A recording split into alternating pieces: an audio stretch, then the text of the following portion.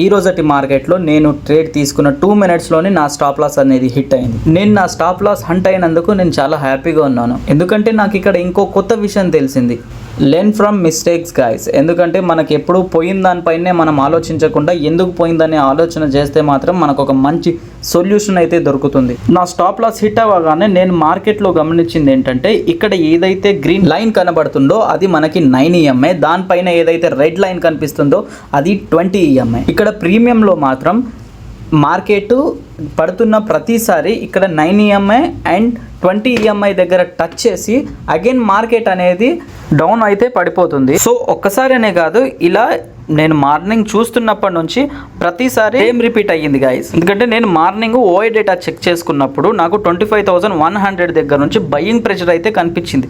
So నేను అక్కడ బయ్యింగ్కి plan చేశాను. ప్లాన్ చేసిన నెక్స్ట్ 2-3 మినిట్స్లోనే నాకు స్టాప్ లాస్ అయితే హంట్ అయింది.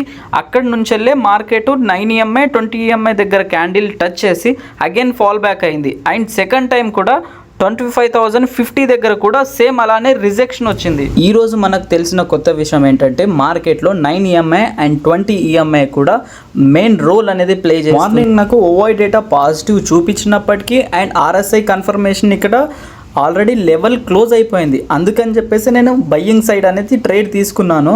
అయినా స్టాప్ లాస్ అయితే హింట్ అయింది. ఓకే, ఈరోజు ఒక కొత్త విషయం అయితే నేర్చుకున్నాను. Thank you done for the day.